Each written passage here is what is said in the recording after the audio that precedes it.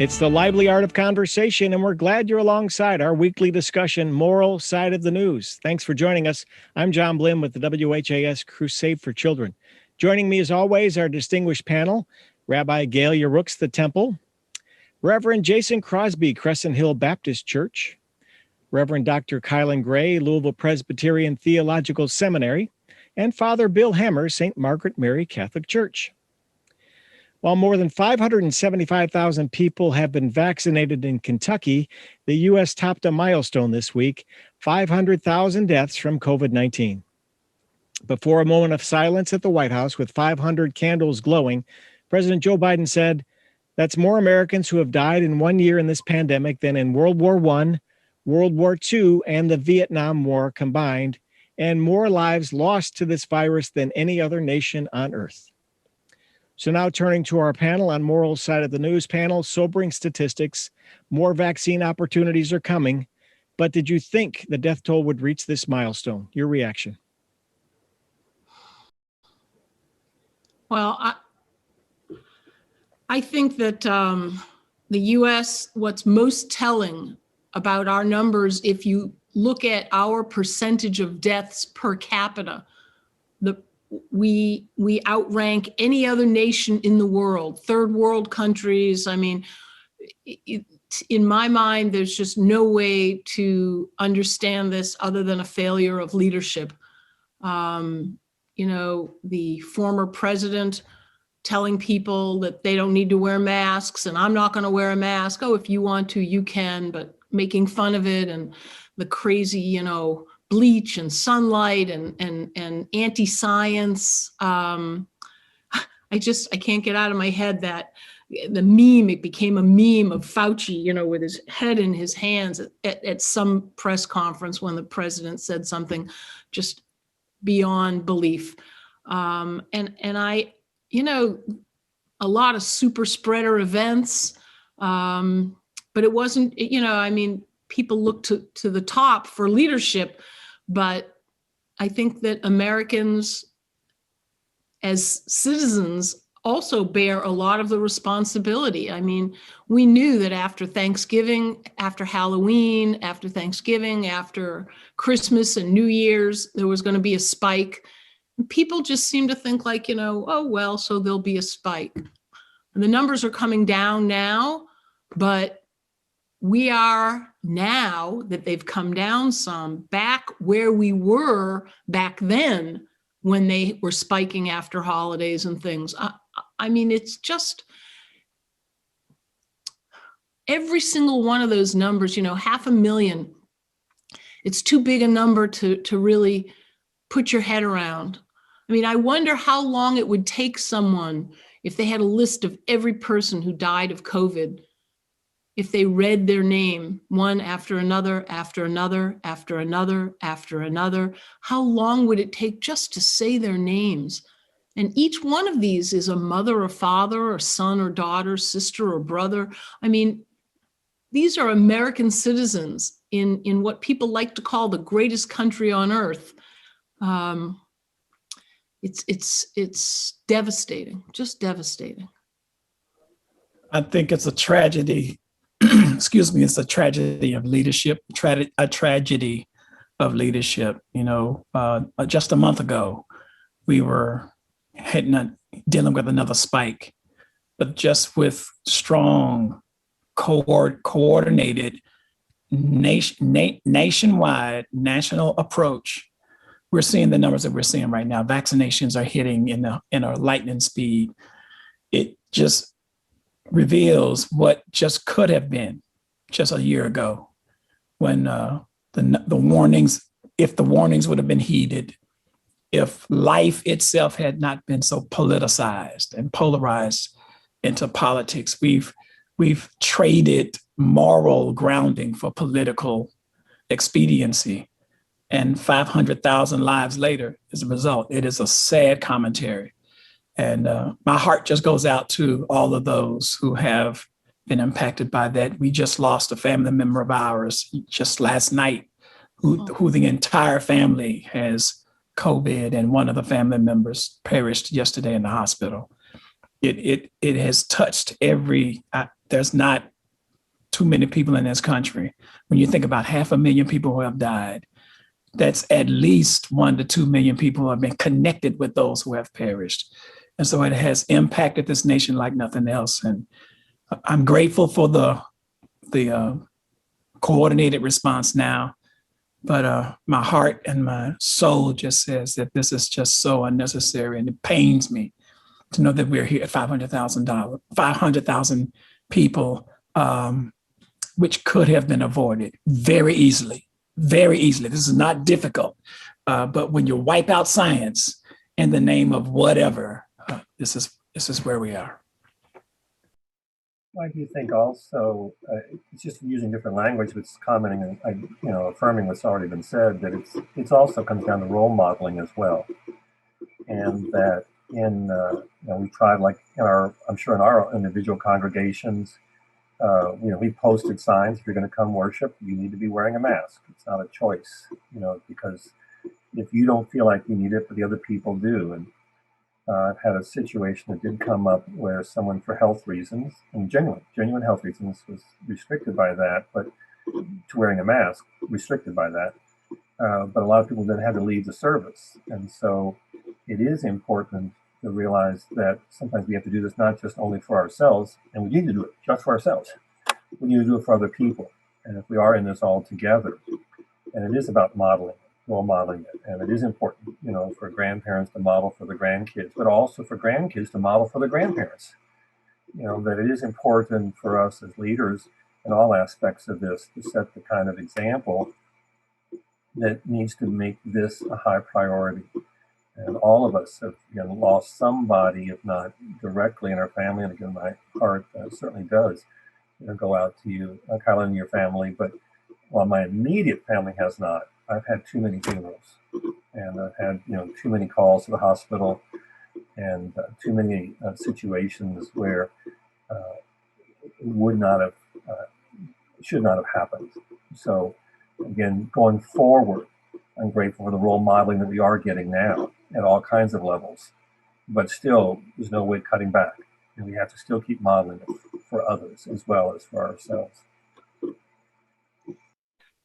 I would largely want to echo what has already been put forth.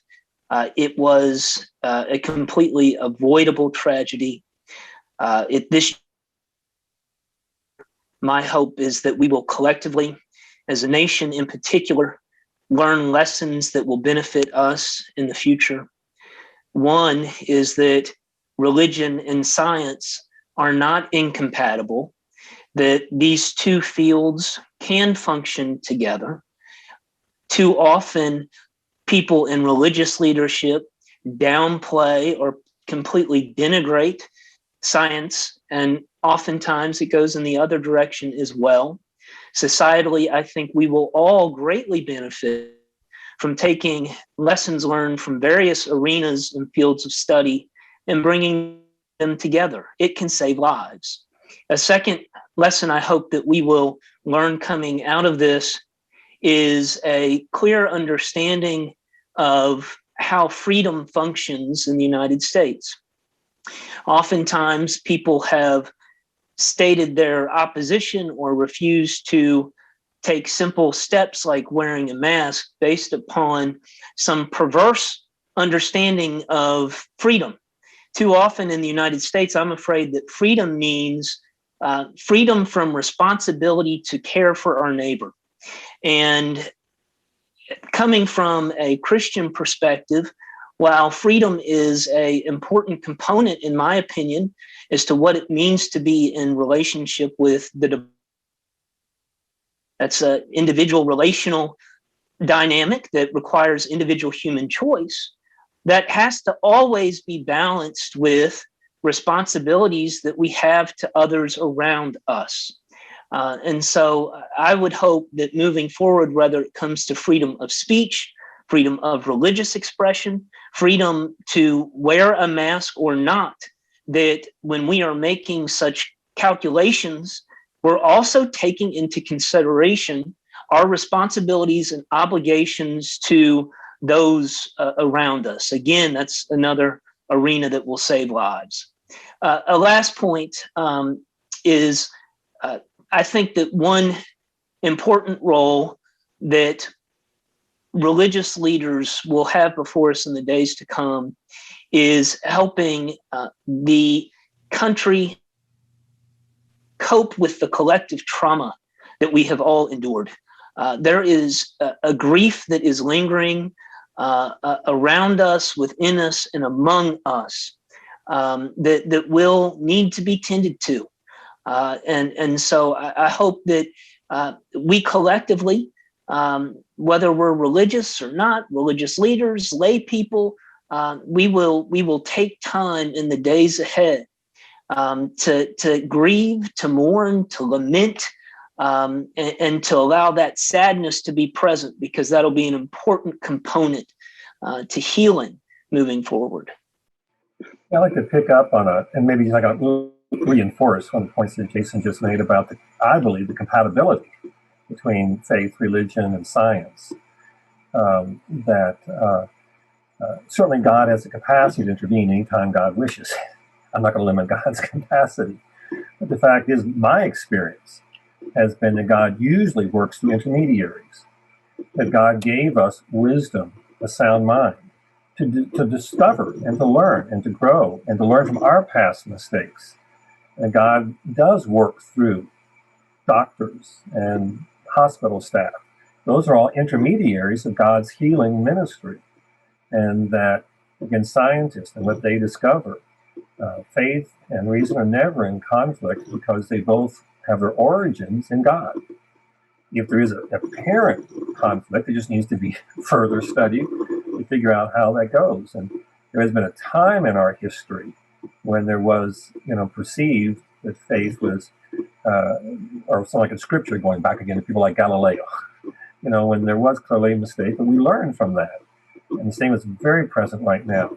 We need to listen as people of faith to the wise ones who, in fact, do have the knowledge. Because I can't do all that studying. So I have to trust them that they are intermediaries of God, and that we listen and act accordingly to the information that is given to us as the people of faith. I just think faith does have a lot to do with it. I mean, I believe from a Jewish perspective, we believe that, God created us with inquisitive minds that love to research and to find challenges and problems and find solutions.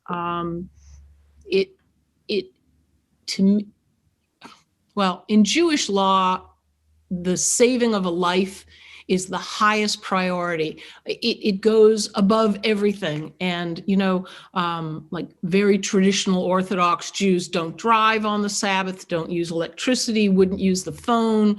But if someone's having a heart attack, you pick up the phone, you call 911, you drive to the hospital, you have surgery if that's what you need.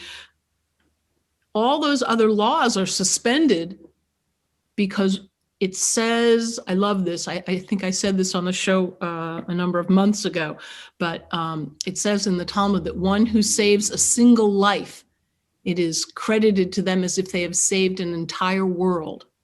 And by the same token, one who destroys a single life, it is as if they have destroyed an entire world. And so I think that there's a lot of blood on the hands of a lot of people who are so selfish and so power hungry and so misinformed, as you were saying,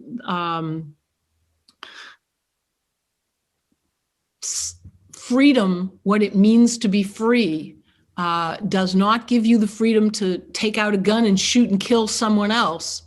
And basically, not wearing a mask is threatening the life of someone else. Kilen, condolences to you and your family on your loss. But secondly, panel, your thoughts on hope and light at the end of the tunnel. Can you see it? I definitely can see it. I see it with each injection in an arm that I see.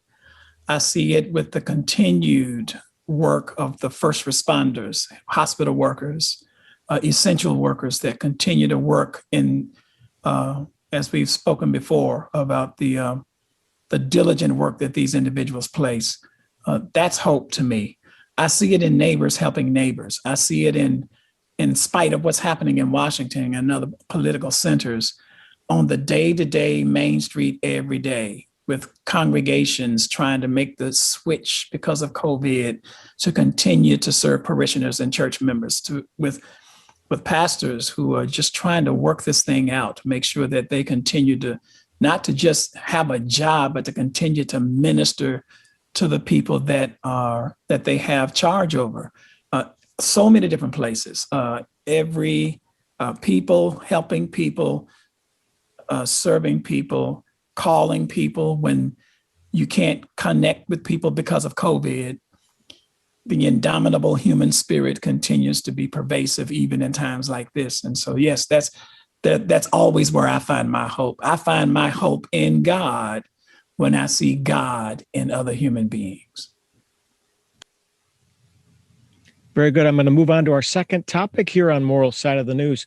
Sweeping changes are proposed in the Kentucky House bill laying out how Louisville Metro Government operates, including making future mayoral races nonpartisan, a 2-term limit for future mayors.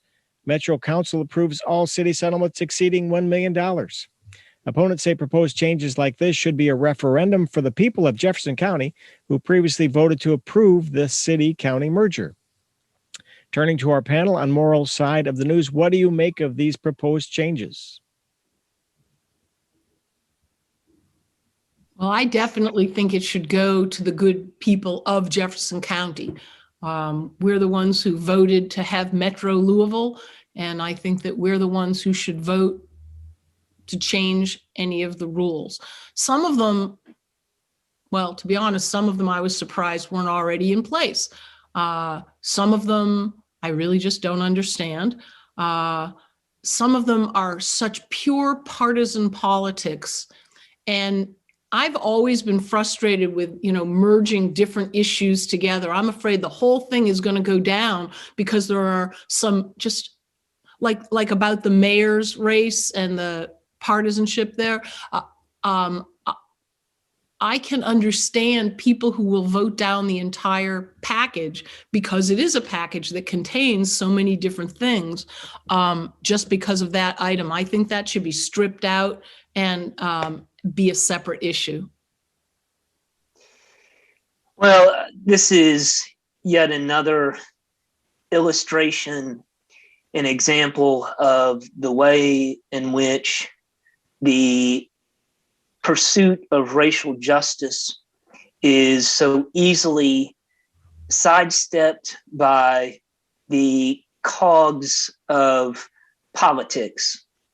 The reality is this, is that in the wake of the killing of Breonna Taylor and the questions regarding the events at her apartment that night and the issues regarding LMPD that emerged, that there has been a groundswell, a clarion call for a civilian review board over the police.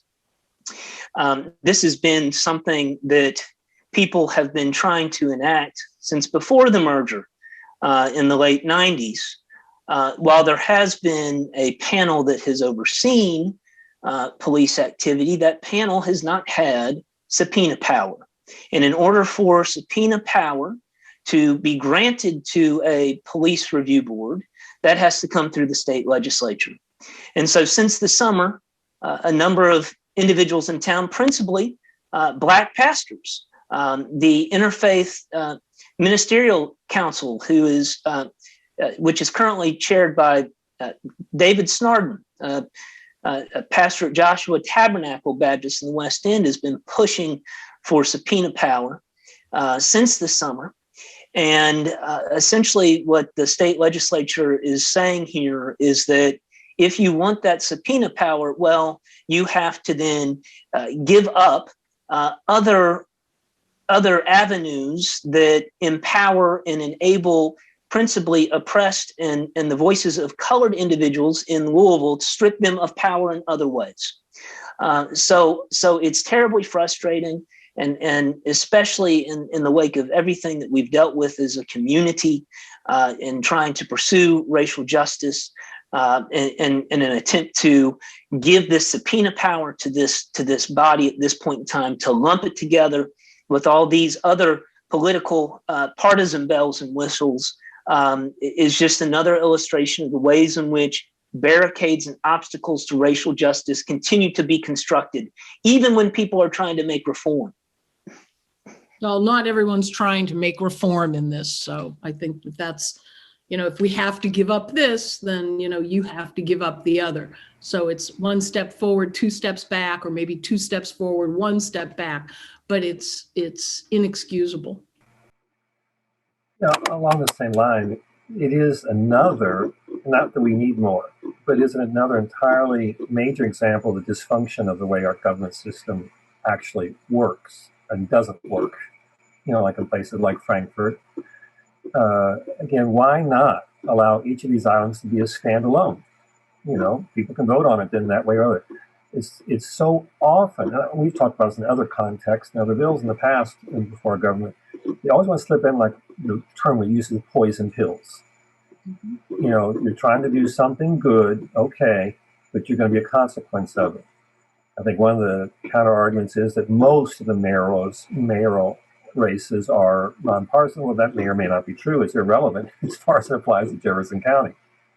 If you're arguing that government function better and people have a better voice without knowing the party, then okay, people in the House of Representatives, people in our state Senate, do away with your parties. Let everybody just come together and vote on who's going to be the leaders. If that's a value, then apply it to yourselves. And that's what, again, so often happens. Politicians do not apply to themselves laws and rules that they're going to propose for other people. That's, again, how it all falls apart, their line of reasoning. It's great to have the partisan politics in the statewide races, but not in Jefferson County. It makes no sense. And as I think Jason was real clear about pointing out, the origins of this was really good, long, lot of legwork happening over the summer months to prepare for this. And all of a sudden, we got a lump with about 20 other things unrelated to it. And Father Hammer, real quick, Kilen, just quick point. Simultaneously, if I'm not mistaken, in Frankfurt, there is an effort to make certain nonpartisan judicial races partisan. The duplicity is clear. Right. It is very, very clear. And it's very clear that these legislative efforts are not legislative efforts that has the consideration of the long haul in mind. And it is a moral issue of disenfranchisement in another form. This is basically the thing that grates me about this entire process. By lumping these different initiatives together, it is another form of disenfranchisement. It's another form of voter disenfranchisement of the people of Jefferson County, and in particular, people of color, and in particular, marginalized populations, to make an action like this. There's not ever any care or concern about who gets hurt by legislation. The focus is who benefits, but there's no focus on who gets hurt. As we do with theology, as we do with other things we do, we never think about, while the prognostications and the formulations sound wonderful, but we never ask the ethical question, the moral question: who gets harmed by these types of legislations? I can't believe that we've got legislators in Frankfurt who want to disenfranchise an entire area of the state. You can't believe it? I just can't. That's just, it happens all the time. But it is such an immoral way of legislating that that these people don't mind being labeled as the disenfranchisement party. That this is the party that loves to make disenfranchisement arguments. And I think that the people just need to if it's a referendum that needs to correct that, there needs to be a citizens referendum that if it passes, then the citizens need to rise up and get engaged and do another referendum to X that out.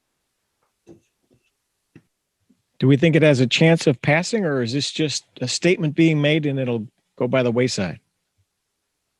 There's a supermajority in Frankfurt. It has a good chance of passing. Yes, it does. So we need to prepare.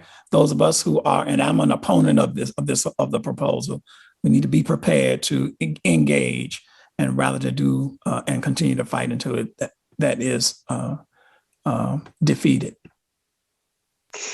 Yeah, and it'll be interesting to see once it does make its way through the channels in Frankfurt, and I suspect that it will. It made it out of a committee hearing this week, and I suspect that the governor will veto it, and then I suspect that veto will be overturned, and then I suspect it'll be challenged in court. So it's still a ways off, and I do think that there will be some valid legal challenges to this. Again, is this undermining those in Jefferson County? After having a vote on the referendum, there are questions about can you just direct this at Louisville, at Jefferson County, and not other municipalities? So it's still there'll still be a ways to go, but I do think it will get through Frankfurt through the General Assembly, but that won't be the end of the story. We have just about 2 minutes left. Yeah, go, Gaylia. Let's let you wrap this up in a bow and end the show. Go ahead. I'd rather go back to your question about hope with the Go ahead. Good. What's going on, because something that really gives me a lot of hope is the new Johnson & Johnson vaccine, because it only needs one shot and follow up. Well, I'll get to that in a minute, but also it doesn't need to be stored at these, very cold temperatures. I have been very concerned all along about the same kind of disenfranchisement that we've been talking about. And it's a global pandemic. So if the Western world is inoculated against the virus, but it's not throughout the entire world, it will keep mutating until it comes back in a form that will not protect those in America. So when we cannot get people to agree that all humans, every human being is a child of God and deserves protection from this virus, at least I have hope that people will be so self-absorbed that they'll want to protect themselves by inoculating others in other countries. And the Johnson & Johnson one, because of its shelf life, gives me a great deal of hope that the vaccine will then be spread around the world, which in turn will not only protect those children of God who deserve it, but also will protect all of us from mutations. A great way to summarize our program, Moral Side of the News this week. Thank you to Gaylia Rooks, Jason Crosby, Kilen Gray, and Bill Hammer. We'll be back with another edition of this program, Moral Side of the News, next week. Until then, stay safe and be well. And thank you, panel. See you next time.